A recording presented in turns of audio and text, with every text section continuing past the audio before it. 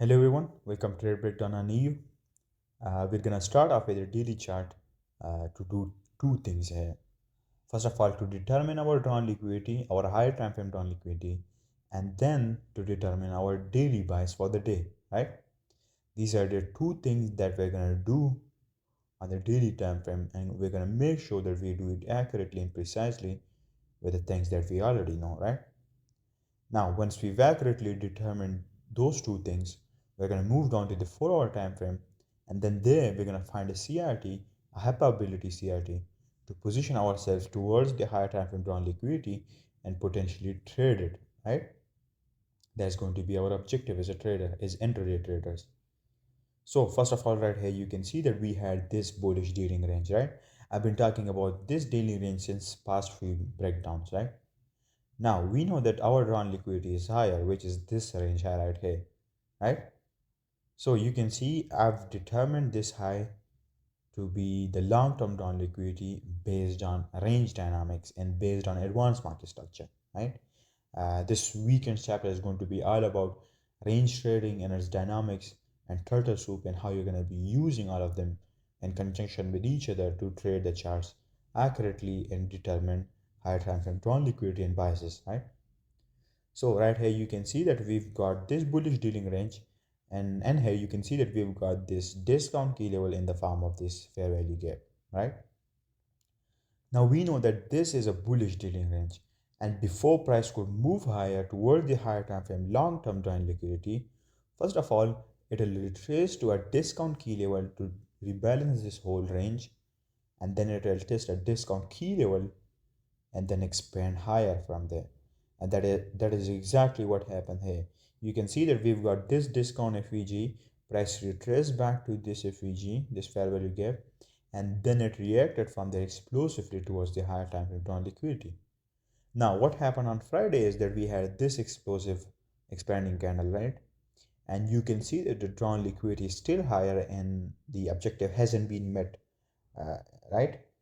So based on that, we're going to expect Monday to continue expanding higher to do what? To reach that drawn liquidity and test the key level.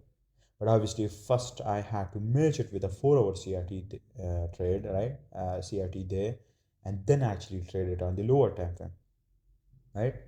So now you can see on the daily time frame, I've determined my drawn liquidity, which is that range high there, and my buys for the day, which is also bullish, which is towards the upside or higher. So we've done our two things on the daily time frame. Now I'm gonna go down to the 4 hour time frame and look for a CRT purge there at a key time and trade that on the 15-minute time frame based on time frame alignment, right? We can also combine intraday profiles there and intraday buy sessions there as well, right? So let's go down to the 4 hour time frame and let's see what we got there. Right here you can see that we had this expansion right here, right? And then today we had this price action on the 4 hour. Now, as we determined on the daily that our drawn liquidity is higher, right? And it hasn't yet been met. So what we're gonna do, we're gonna wait for a purge here on either of these 4 hour candles and then trade it on the lower time frames, right? Now the premise of CRT is that every single candle can be treated as a range, right? You can take any candle as a CRT, but then there are high probability CRT and low probability CRT, and then there are different protocols uh, for how you can choose a correct CRT, a high probability CRT that will work, right? And that also depends upon the framework that you are working with, and depends upon the higher time frame down liquidity and what price has done in the past few days or few weeks, right? That also depends upon those factors, but also whether there's a key level below the CRT or above the CRT, or whether at which time the purge has occurred, right? Or if there's an inside bar to these CRTs, inside these CRTs, and then it also depends upon the intraday profiles, like what sort of intraday profile do we have on the intraday 15-minute charts, right? So we're gonna combine and integrate all of these factors together, and then based on that, we're gonna decide whether we will trade this CRT or not, right? But the premise is that on the higher time frame, you can trade any single candle, right? You can take any single candle and you can treat it as a CRT and trade it on the lower time frame. But obviously, not all of them will work because first of all, you have filters, you have certain factors which you'll use to filter out or weed out the lower probability CRTs, and then at the end you'll only end up with the ones that will work accurately and precisely, right? So that's how you're gonna go about these CRTs. So right here you can see that what happened is that price took out the low of this candle, and not only that, it also took out this low candle as well, and it purged it during the London Open zone, which is from 2 a.m. to 5 a.m., right? So now I'm going to take this candle and I'm going to regard it as a CRT because price purged at a key time, right? And we've combined it with an intraday profile, which is the intraday normal protraction profile, right? And you can also see that we've almost reached the drawn liquidity, the opposing end of the range, right? So that means we are in the last phase of the sequence, right?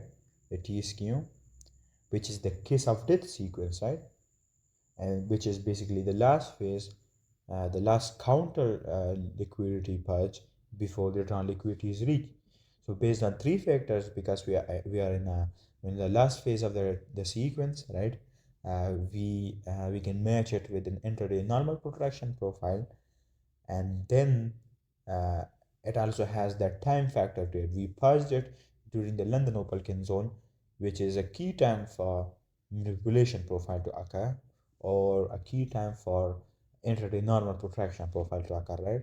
So based on these factors combined, I'm going to take this candle as a CRT and I'm going to trade it on the lower time frame, right?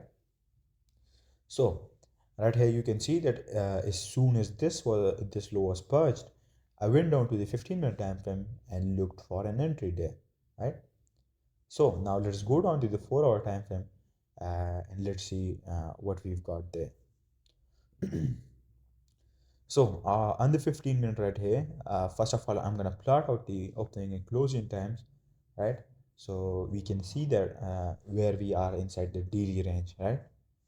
So right here you can see that as soon as the candle opened, the daily candle opened, we straight away went into a ranging profile, right? During the CBDR and the Asian session, we formed this ranging profile. And then after that, we went into this manipulation profile right here, right? And during this manipulation profile, first of all, we took out the range high and then we manipulated below these lows and had a purge there. And all of this was a manipulation profile, right? Now, if you look at the timing of this purge right here below this low, then you'd see that this purge happened at a key time, which is during the London kill zone at 2 a.m. Eastern time, right? Which makes it a high probability purge, right? And combining it with all the other high time frame thought process that we've done just before, when we combine it with all of that, then this purge during this particular time becomes even more high probability because everything is coming together, right? That's how you're gonna know when you're finding or generating or trying to look for a trade idea and you're trying to see what the market is telling you, and you do all of your higher time frame analysis and you do it in this top down approach where you are refining and bringing down all of the higher time frame thought process down to the lower time frames, then you'd see that it follows a logical framework.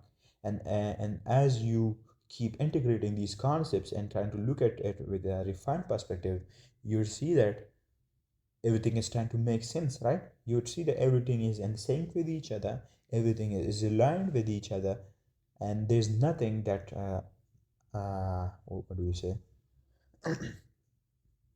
And there's nothing that actually takes it off, right?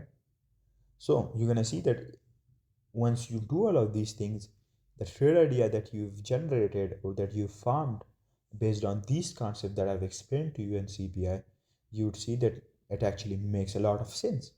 That's why it makes it a high probability trade idea.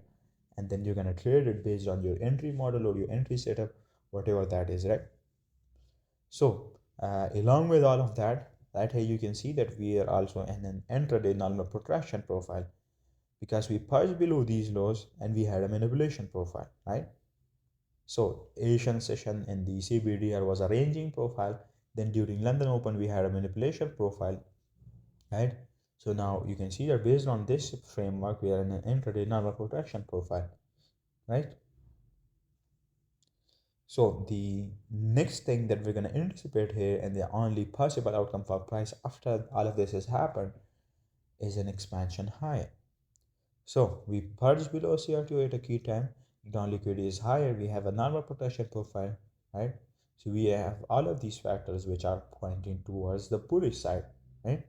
And that means we can expand higher. But obviously I couldn't just take an entry right away here, right? What I did is I waited for my entry setup to form in the form of a model 1 entry, and then as soon as we had this CSD and we found this order block right here on the 15-minute, I took my entry there with a market order, right, as soon as price tested it, and then my stop loss was below this low right here, and I targeted the opposing end of the CRT or the higher time frame liquidity, right? This was the trade breakdown on EU.